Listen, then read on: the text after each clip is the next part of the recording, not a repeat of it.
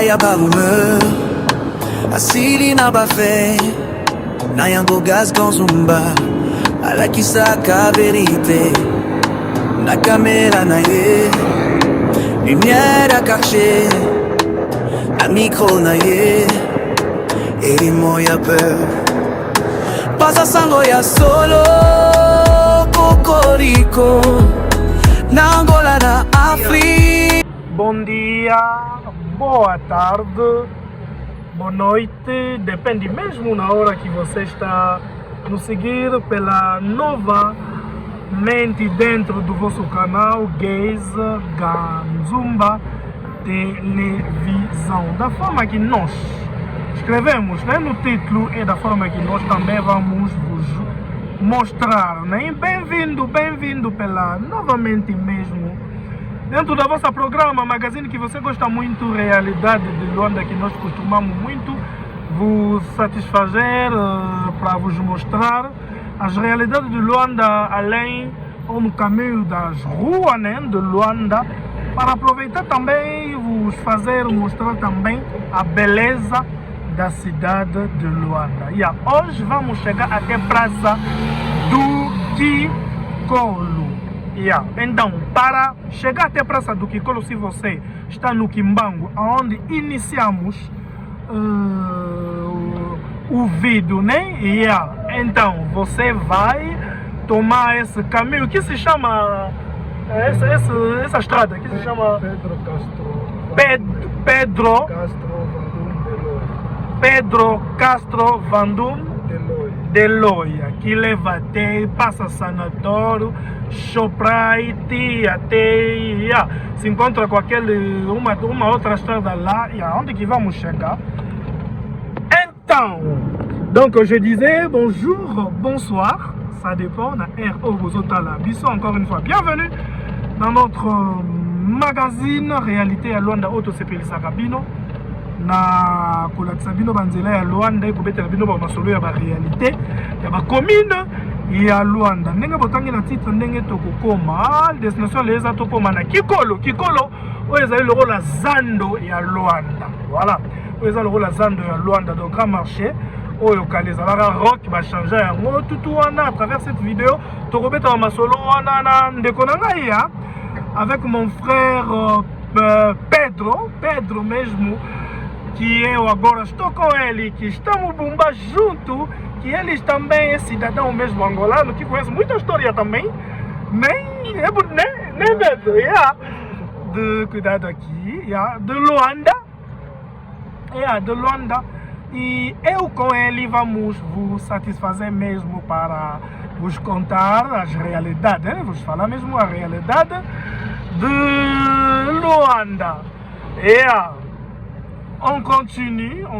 Tokomi na aviation de transit. Donc ça lokola poste na bango ya ba roulage.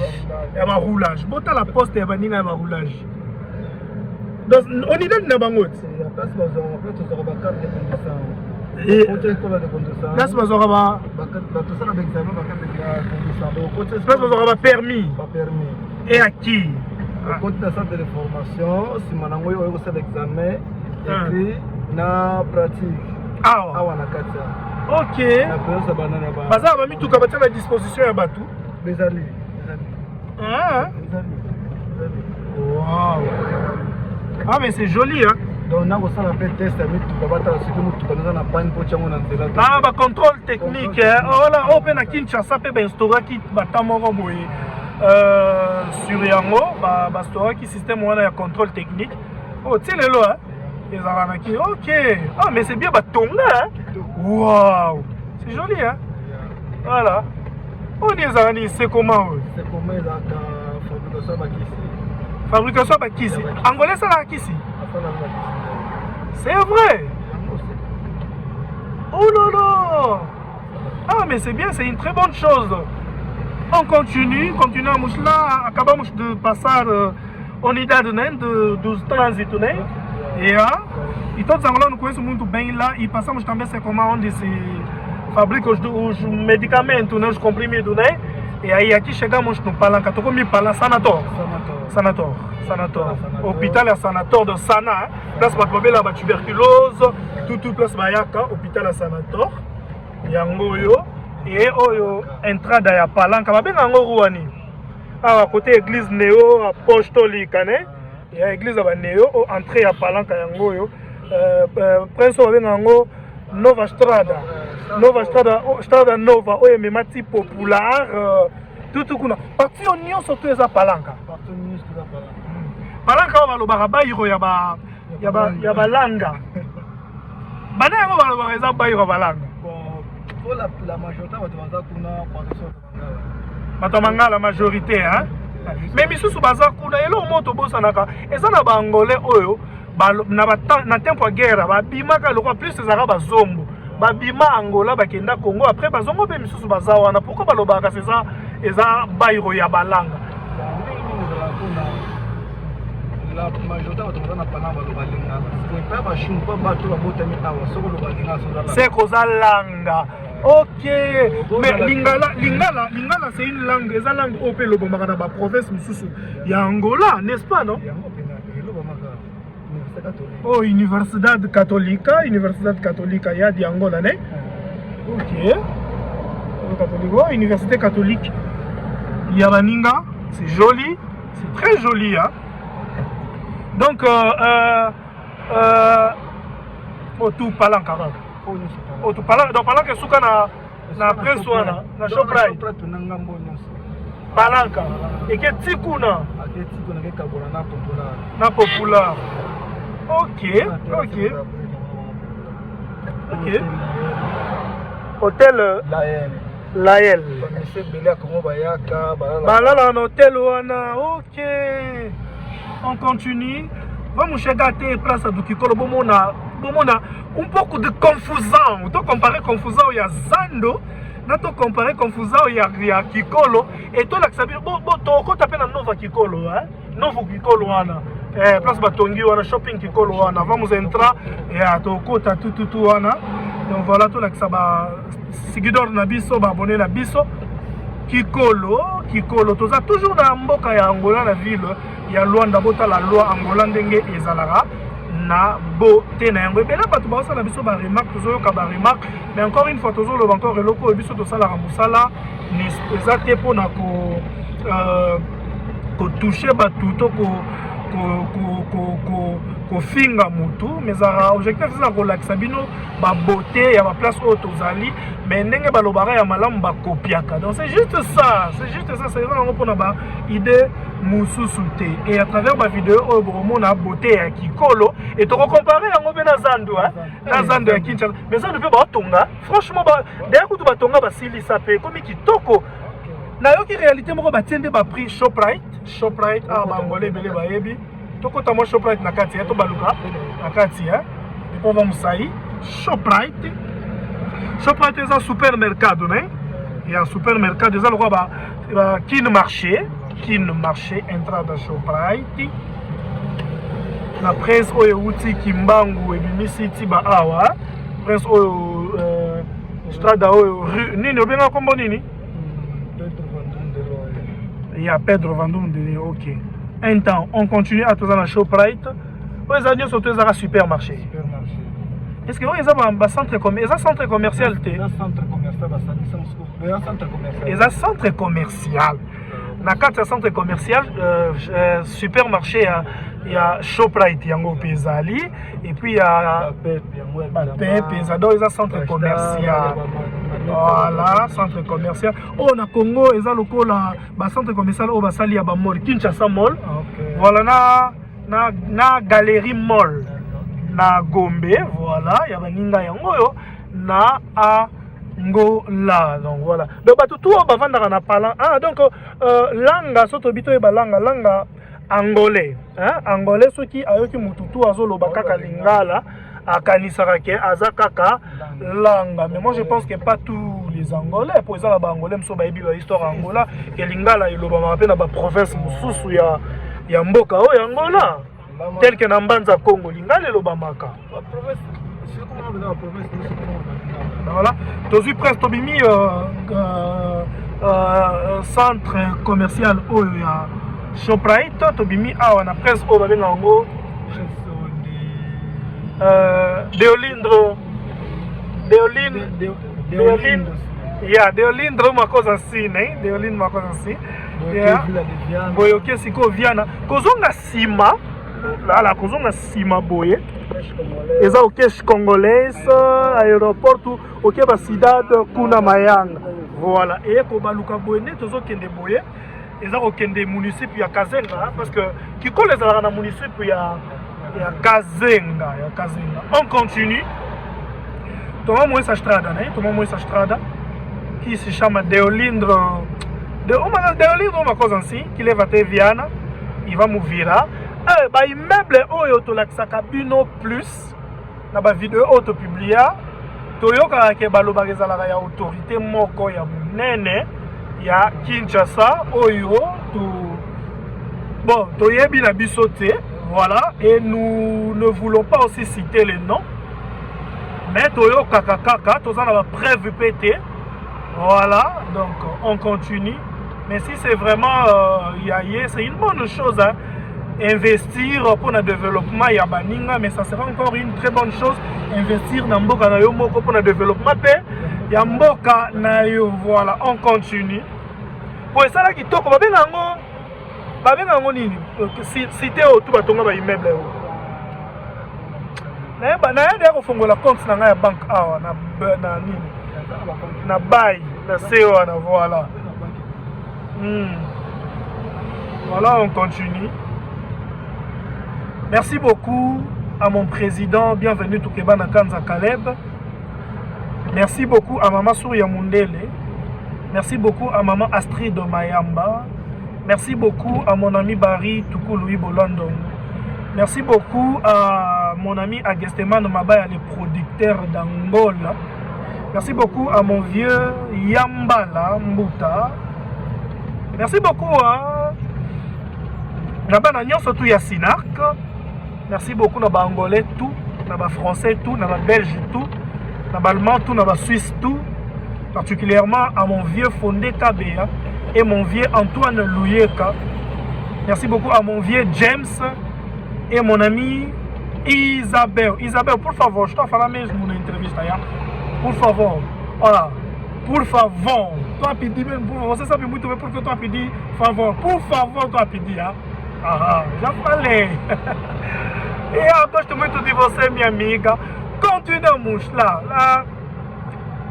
Como na bandinga ba caméra de surveillance na banzela. Mais Angola sur construction banzela, ba tonga banzela ba fâche terminé.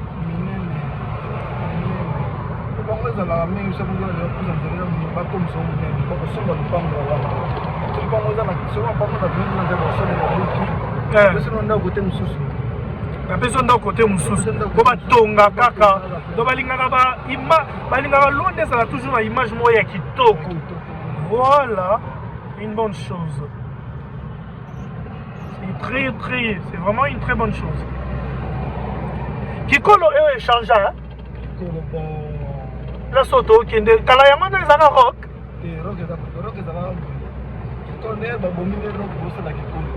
Baboma rock de rock na kikolo les agandé moko.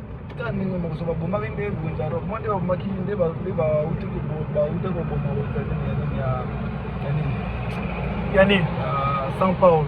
Kwenza São Paulo ya.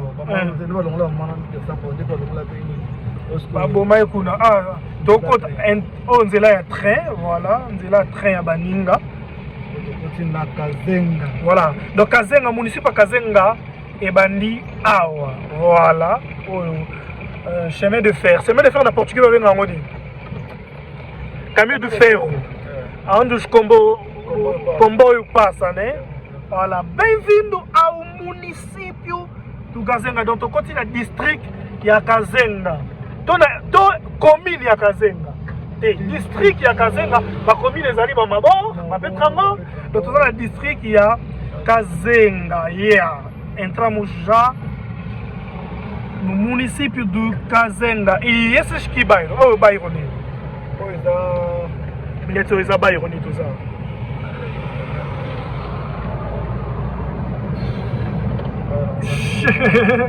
On continue. Voilà, nous surtout. Voilà, le restaurant qui est wow. Kazenga, si tu as comparé on a un district à Congo et là, district à place il va Zandu est à la place, place va commune à Kinshasa à la place. Funa. Funa. Kasi nani commune à Kinshasa est à la Funat. Commune à Kin Barumbu. Et à la Funa, Barumbu, la commune à Kin est à la Funa. Donc Kazenga est à la Funa. Là, on peut me Zandu, mais institution commerciale est ébélée. Pour la Funa, institution commerciale est ébélée, Zandu, tout wana et AAP, na Kazenga, Bakikolo, Baojaenda, place Toroleka, tout wana, yeah. Un municipio de Kazenga, un type pour le municipio de Funa, Funa, yes, a strada se chama aqui. Essa já leva até Cuca, né? Leva até Cuca, você ir assim, vai ter Mabor, passa até que onde vamos acabar, que Luia. On continue. Que quando vai tomar uma neni? Então uma cana, bata, Roque kufara na neni. Roque pepe sa batu mbongo, hein? Et on entra des animaux, tu vois, entra de administration à Kazenga, entra d'Awana, ok.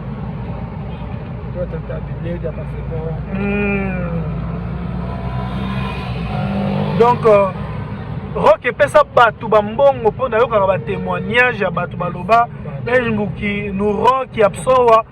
D'ailleurs, mais je vous dis, à partir de 1999, 2000,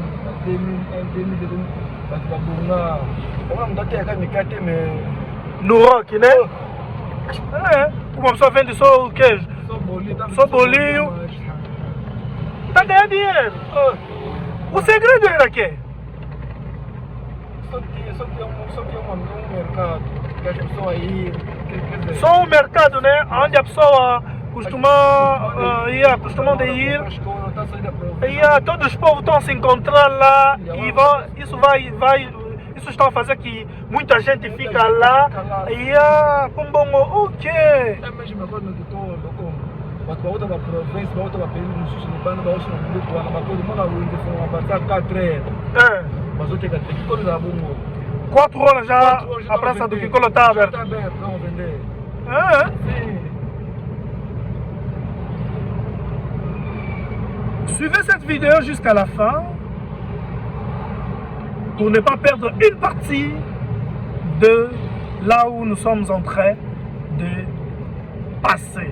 Je dois vous dire para seguir essa vídeo até no fim. Yeah. E se você gosta mesmo do trabalho, vocês têm que falar obrigado na toda a equipa de Guest Ganzumba Televisão. Vamos lá, as câmeras, né? Yeah. Toujours a caméra de surveillance. Ela lá. Só que você pela mingi na musala to sala rabino bo pesa ka merci l'équipe no bimba Guest Ganzumba TV et pour ne pas s'abonner je vous demande de vous abonner à la chaîne Guest Ganzumba TV, de cliquer la cloche pour ne pas rater nos prochaines vidéos. On continue, on va arriver jusque na Kikolo, titre na Kikolo to relaxa bino to kota na Kikolo ya sika et to relaxa bino pe Kikolo ya kala. Voilà. On continue. Donc nous sommes toujours dans le município, estamos sempre no município de Kazenga. Aí estamos, daqui a pouco vamos chegar no bairro do Cuca, né? Não, vamos chegar no quê? Cuca. Cuca, é isso que eu ia falar, Cuca. Lá onde tem tanque, né? Agora estamos na paragem do tanque. Paragem do tanque, yeah. Já chegamos também. Yeah, Kazenga. Kazenga que a gente costuma falar mesmo, um município muito perigoso de Luanda. É muito perigoso aqui. É muito. Onde tem muitos os nossos irmãos lá que mexem boi. Aqui é muito perigoso. Pour d'abord, on va Libanda, ceux qui boivent dans Luanda. Et si vous arrivez ici, dans le municipio Oyo, il faut être vraiment prudent. Pourquoi? Parce que ici, dans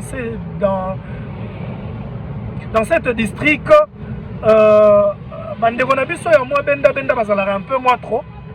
C'est là qui bairo também de Sambizangue no Kazenga também? Lá, né? Um dia também vamos chegar lá. Sambizanga, bairro do famoso Boi de Beco. Boi de Beco. Lá tem Boi de Beco, né? Vamos ver onde podemos andar. Vamos entrar assim ou vamos ir lá? Vamos ir lá. A tomar diretamente. Vamos passar até. Essa aqui é o areia do que? Areia do quê? Essa aqui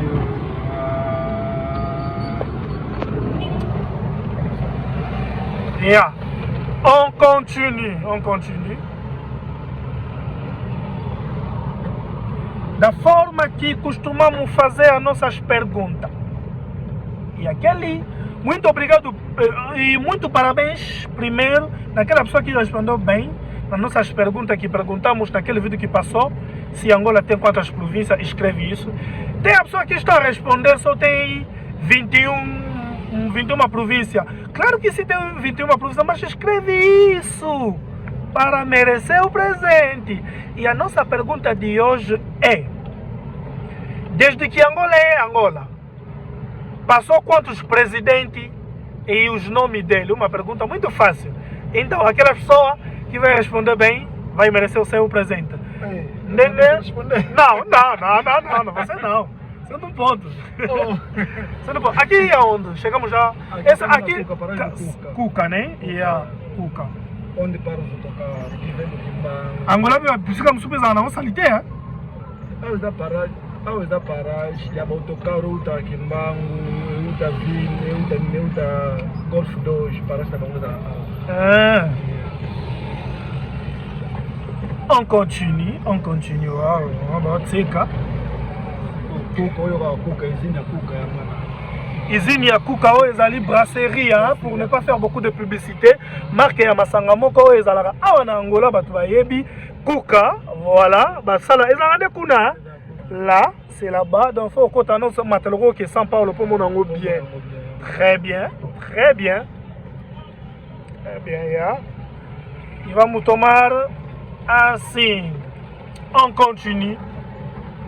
Kuka au place pour les Congolais régressant de Baza et Belé, hein? Référence. Ok. Net baloba batamanga la bavanda trop na Palanka, Kuka, Mabor, Petrangol, donc pena koto, pena place de Okende. Voilà, on continue.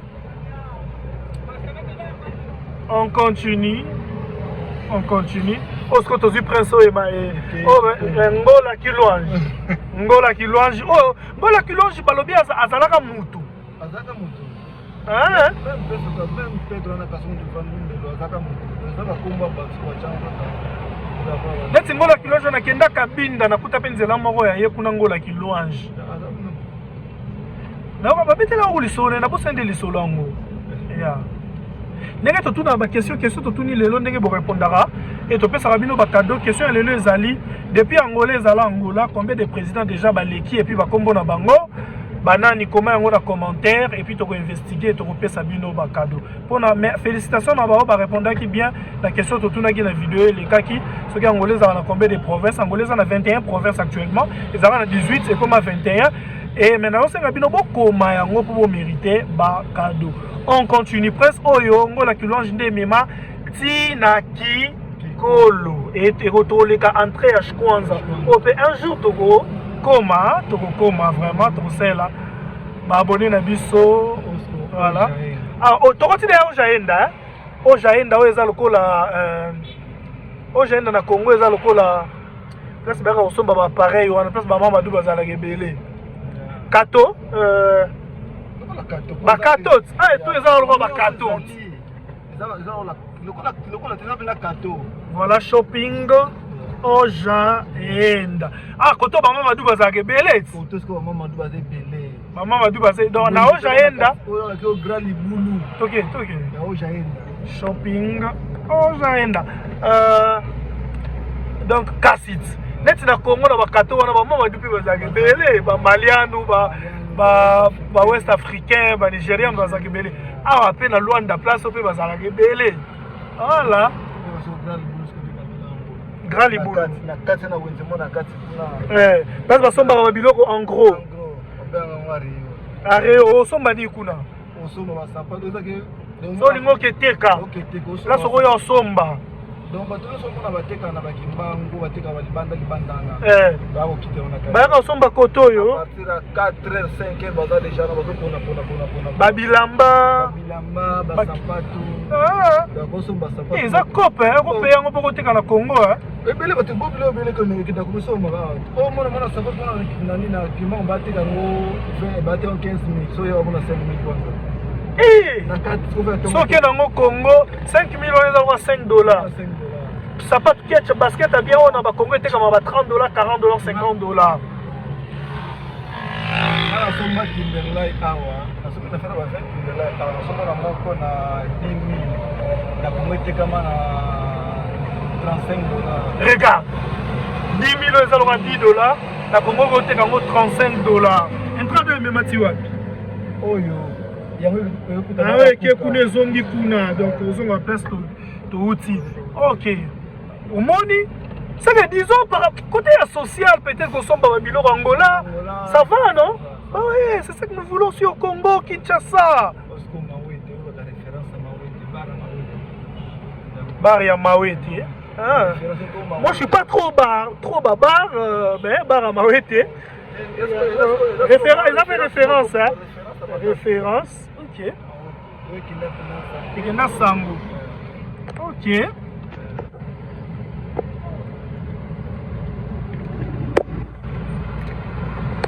on continue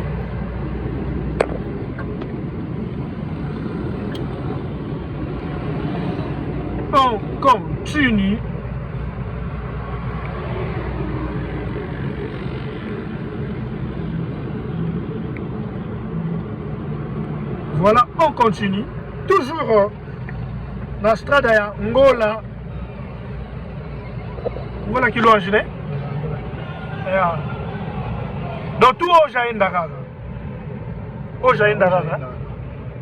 toujours ojaenda donc ojaenda ezala nango munene te disons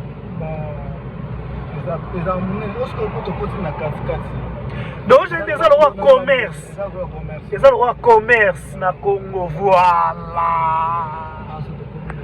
ojaenda eti pour commerce ne ya uma praça também lá no Congo ya onde vende muitas arcas televisão porque aqui também as roupas ya aqui é entrada da praça dos Kwanza oyo pe masolo ebele betabaka mpona yango balobi wenza Kwanza awa oyo ba place communauté congolaise baza ebele pe baza ebele biso balobi soki oza na poso osomba kisi ya kokanga mobali bamama wana baza wana oyo ya mbasu non mais je te dis eza baréalité oyo nazokutana nango nazoyoka bamasolo mpo bato neti bafamille moko boye mpona kotanga kombo te na bayiro ya kamama bazobwaka na bambasu oyo bayaka kosomba yango awa bazobwaka na bambasu mesmo tant mesmo ti silançage tala ya mpona nini omwabe pour que aquela outra vende bem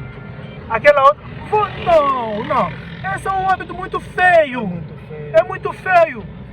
Como que eu posso matar o meu irmão porque ele vende bem, porque ele tem casa, porque ele tem um bom trabalho? E essas coisas estão acontecendo muito.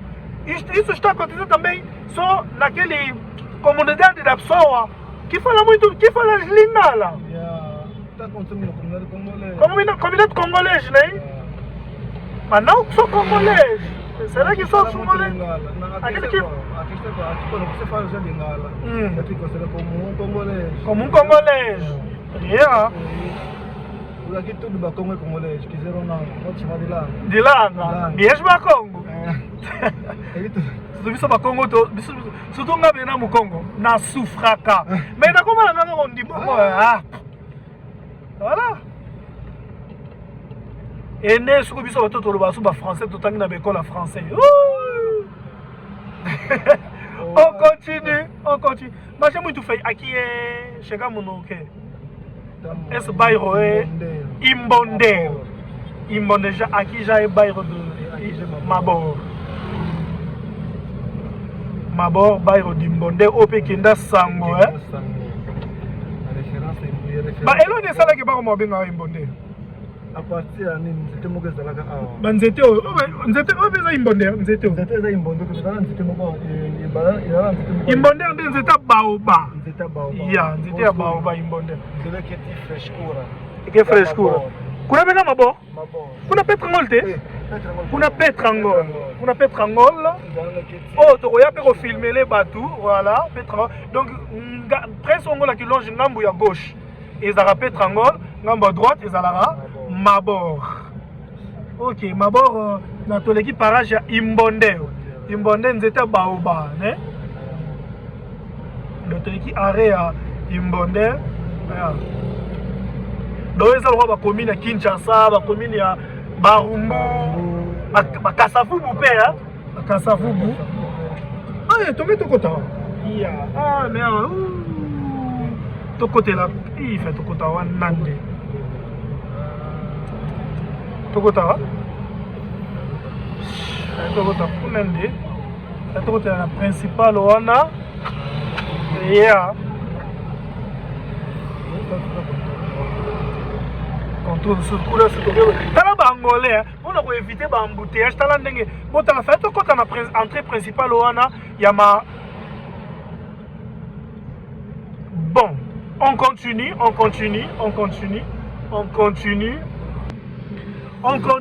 ngona ki louange voilà tala baninga basali shopping ne zambo eza lokola centre maison commerciale peka non maison commerciale eza na baloge nyonso voilà mobilier voilà la place voilà maison commerciale Chinois baotunga ça va c'est que gouvernement yangola ba signer baza na contrat na bango signer contrat bien contrat za ke tunga là tu as l'information moko boye Félix Tshisekedi Asombi président Félix Tshisekedi Asombi 3 bateaux de pêche c'est une bonne chose bateau de pêche maintenant ba écoute ça 5 mais 3 né commis c'est vraiment une bonne chose ouais na moni yango na réseaux sociaux c'est très une bonne chose. On continue. Daqui a nada vamos chegar à praça e acelerar um pouco. Daqui a nada vamos chegar à praça do Kikolo. Vamos entrar no Kikolo novo e vamos mostrar também Kikolo antigo, né? Yeah. On continue. Habitude moro ya mabe vraiment au bon bambasu tutu wana zoreni ba. Non. Mas será que essas coisas existiam mesmo antigamente em Angola? Não. Esse hábito de se lançar está. Os angolanos mesmo. Antigamente aqui em Angola. O cemitério. Bandidagem, cemitério de 14, né? Eles eram na Ngambu e a Petrangol, Torolobe. Voilà, on continue. Cemitério à 14. Référence para Munene. Na Kazenga. Voilà, on a Bairo ya Ngambu wana Petrangol, Ngambu oyo Mabor, liboso kuna tokende. Kikolo kala angolais ayeba ki ba habitude wana te ko na bambasi bon ba ibinde likama ko bomande aye ko zombongo tino mo ko ba biche masasa yeah wale siku ya sio ba kisi ko ba bambasu ko tana so banina na bazana mo bina é muito feio é muito tá more ko isso sim o boga la muninga mbasu pona nini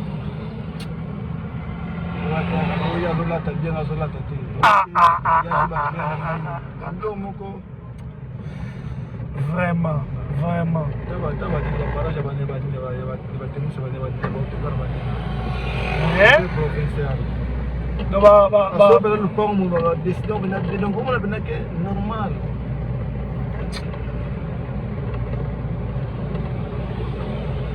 Deixa-me cantar, ya. Abre essa porta, te juro, não posso mais esperar. Quero saber se no seu coração pode me guardar. Leva contigo até o infinito. Estou meio perdido. Lindeza, new feeling. Uma loja também, né? Non? Bah, yango peka ezala ba centre commercial ka.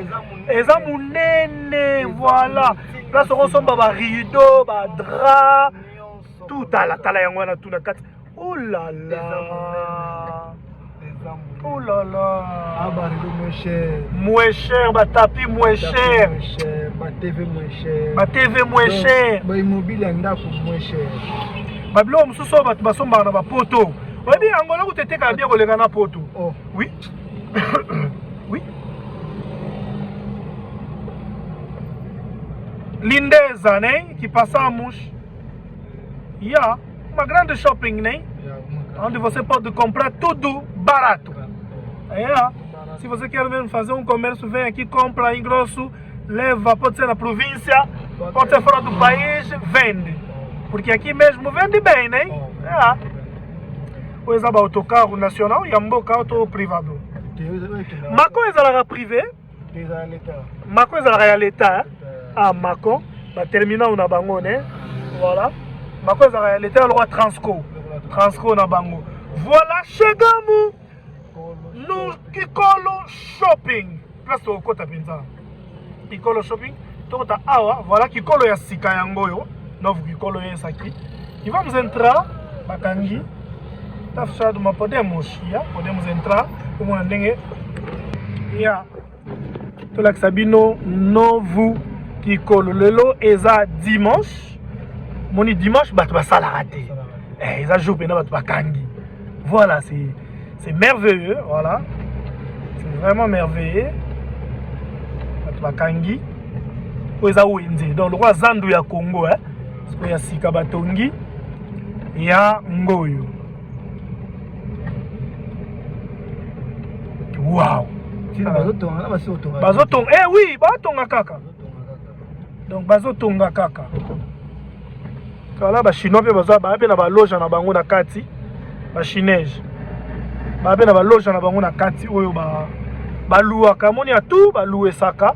Oyo na ki na Congo balobi ba maman bateka ba biloko moko ya CCC hein. Bateka ngo bapesi bango po balouer neti ba mesa boye. Chaque fin du mois $60. Pour na bateau ba biloko ba Amazon na se cave, na se kuna cave. Pour na bateau bana bazan pour ça ya ba Amazon ya minene par mois soki $460. Mais c'est trop non? C'est trop. C'est là qui a qui mesmo ba louer ba mesa o ba futsa bango peut-être na kwanza. Ba futsa mo ba $60, $60 eza 60,000 kwanza. Là où enza baninga zandu ya baninga. É muito grande, né? Muito grande. Wenze ya baninga. Wow. Wow. Wow. Lendisco au mona batu bitumba. Olekela wapi. Batu ma vena dans cheio. Muito bom. E vamos sair. Vamos sair, vamos ir lá, vamos entrar lá. A saída é tá vendo, vamos sair. Uau. O tu wenzi hein. Donc bakozo pena tala espace o bazu hectare ya minene benza batongi kaka wenzi pour ko kolisa économie ya mboka. Ya mboka. Waouh. Ce sont des choses à féliciter. Félicitations vraiment na gouvernement ya Angola pour na projet oyo. Oya salami na tempo ya Jean Laurent Souti. Kalamingité. Voilà, on continue. On continue. On continue. Tokepe tokota ya kuna. Après Tobimaya. Tamo kwasi akaba o nosso vídeo porque chegamos mesmo no nosso destino ya.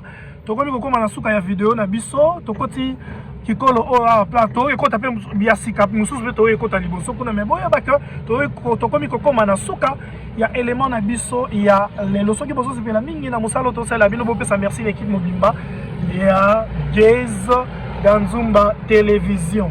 Et on dit aqui tá fechado? Aqui tá fechado, botala. Oh là là. Saïda né. Oh là là. Bon, tu continues. Oh là, toujours kuna na kati ba rouge wana bo mona wana. Eza tout donc nyonso tout oyo, hein. Tout le bâtiment nyonso tout. Eza Kikolo ya sika et Kikolo ya kala yango na to koma kuna, to balukela ne kuna. C'est là que nous allons finir notre vidéo qui colle. Les dimanche, moi circulation, mais ah, ils ont la cher. Nabeto le solo mo l'européen zo koma ah non c'est pas dans côté. Voilà, talandenge batongi. Wow. Eza na vie na ngai moko autaki mboka bapaya ayaki awa ebisinga no mon petit natala ko na linga ko mingi ya ko tikanga na gikolo na somba biloko ya ndako na ngana zalaka nango na ya ko tika ye awa ebike bana na bakwata na Kongo to benga bakwata ko balakisaka bato ba place ba teka biloko mutu na ngo posa tokutana bango ba memi biso ti place wana na ebisa yo pona siko ba bimisa biso photo pesa bango 25,000 kwanza ngana biso bango teme po libo ebeke père wana uti poto azana mbongo azo pesa pe impression et azo banga batutu eza ba biloko mo bebe tolingi te na mboka oyo mutu soka ye kikola za la pena kimia anda ver aquelas coisas mesmo é muito feio aqui kikolo antigo na kati pe awa eza pe munene lisusu na kati munene kikolo antigo praça do kikolo aquele hábito mesmo né é muito feio aqueles babenga bom mané esses putos tokutana na bango peka awa peka tokutana na bango donc batala pena mutu batala penza bato ya pena lokola pena ya donc soko ye na mboka oyo olobi po mo bangole ba pe na moi système ya ko grimacer pe bato fort na esi mo boza 5,000 cher papa Jean vous êtes qui déjà papa fala oh tala c'est joli ya babilamba ape susu bateka su biloko baratu pe ya baratu susu awa place oyo so lingi osala ba commerce na ba perruque place to yakosomba penza bakabelo nde tosombaka oyo na poto etekamaka cher na Congo cher ayo eza moins cher bakabelo eyaki mesmo dentro eyaki basangita babiloko ebele kikolo antigu ne kikolo antigu yango chegamos no Kikolo antigo. Aquela habitação é muito feio, aqueles putos que costumam mesmo ficar aqui. Pode ser uma pessoa que não está. Aqueles nossos putos que costuma a ficar aqui na praça, pode ser uma pessoa, né? Um cliente pode estar precisando uma pessoa que está querer comprar uma coisa, só que ele não sabe aonde encontrar aquela coisa. Aqueles putos que ajudam também, né? Para levar a pessoa que está precisando comprar uma coisa, onde tem a loja. Vocês têm que lhe dar uma coisa, né? Tem que pagar uma coisa da forma que eles... Não sei, uma lei que eles estourou, que não sei. Olha, eles estão a exagerar. Estão mesmo a exagerar. Eu estava como um velho que vive na Europa e esses dias está aqui. Falando mesmo, como então? Me acompanha? Na praça vou comprar uma coisa para meter na minha casa. Só que porque nós não estávamos sabendo onde encontrar aquelas coisas, pedimos ajuda, né? E aqueles putos nos levou lá. Depois nos levar lá, estão nos cobrando 25,000. Mas compramos uma coisa de 35,000. Será que eles estão nos vendendo uma coisa ou é que então? Dentro do Kikolo antigo. Né? Dentro do Kikolo antigo, né? Tu liga na na bangu. Tu liga na bangu. Kikolo ya kala ya ngoyo. Kikolo akala. Bon, bamoni kotoyo eza mwa boye yango babomi na bango idée oyo nde baki osala Kikolo peut-être ya sika. C'est une bonne chose, hein. C'est vraiment population pe mati. Neti Kikolo eza ba ironie. Bon, municipal Kazenga peut-être moi eza peka ba yora Kikolo, hein. Peut-être. Nous avons munene. Bamoni population mati yango basali wenza. Mais eza kasi ba biloko ngo tolingi po batu bateka na ba wenze te. Bino bozo benga na ba wenze na banzela pardon. Po batu bateka na banzela te. Bo benga na batu na banzela, mais botongi ba wenze te. Ba mama ba koteka wapi? Vocês estão a pessoa para não vender na rua, mas não construir mesmo as praças. E aquelas mamães vão o quê? Aquelas mamães vão vender aonde? A boa ideia é mesmo você vai construir o mesmo que, né? e as novas praças. Oh, vamos sair. Aqui as câmeras estão a virar boi. Yeah.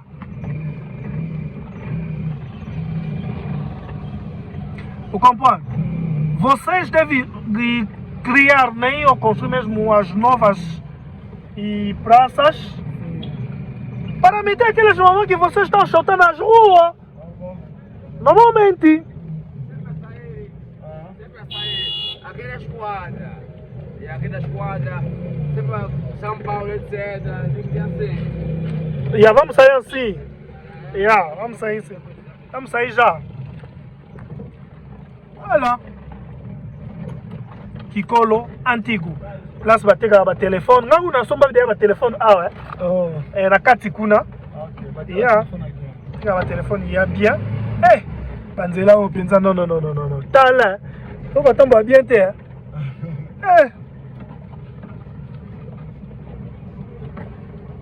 Boko to ba ko bongisa pete.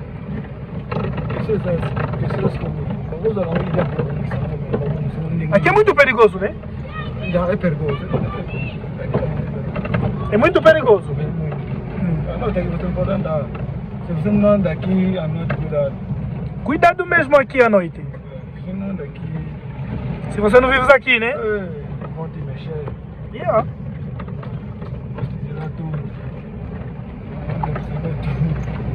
Nous sommes arrivés à la fin de notre vidéo d'aujourd'hui. Merci. La binonio soto bozala qui on a pour la vidéo Kino Nasuka. Vous devez savoir que la personne qui était derrière l'animation s'appelle Guess Ganzumba Mona Papa. Bienvenue Tukebana Kanza Kale. Pour la bao s'abonner, je vous demande de vous abonner à la chaîne Guess Ganzumba et de cliquer la cloche pour ne pas rater nos prochaines vidéos. Ceux qui vont s'appeler mingi na musalo to sale bino relaxabino Kikolo. Popesa merci mingi une équipe Mobimba Guess Ganzumba Télévision. Merci mingi à mon frère, mon ami Pedro, hein, grâce na yende to komi awa na bisika oyo to lakisi bino. Chegamos mesmo no fim do nosso vídeo de hoje. Se você gostou mesmo do trabalho, você tem que falar muito obrigado na toda a equipe de Guess Ganzumba Televisão. Yeah. Vocês devem saber que a pessoa aqui estava mesmo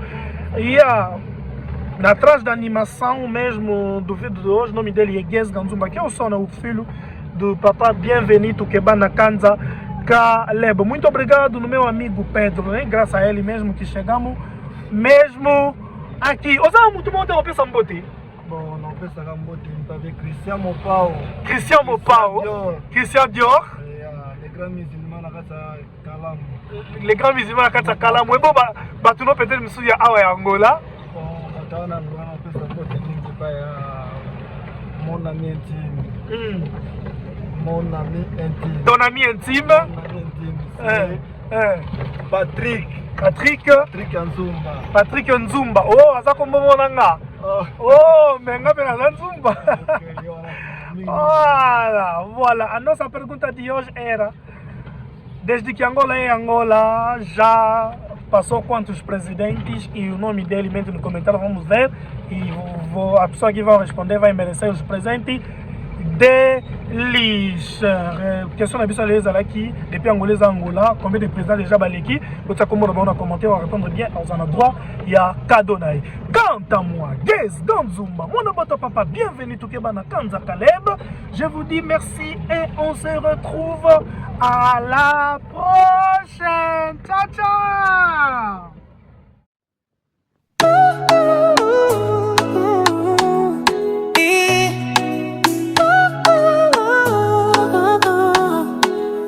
Na mboka ya barumeur asili na bafe na yango Guess Ganzumba alakisaka verite na kamera na ye lumière à cacher na micro na ye elimo ya peur pasa sango ya solo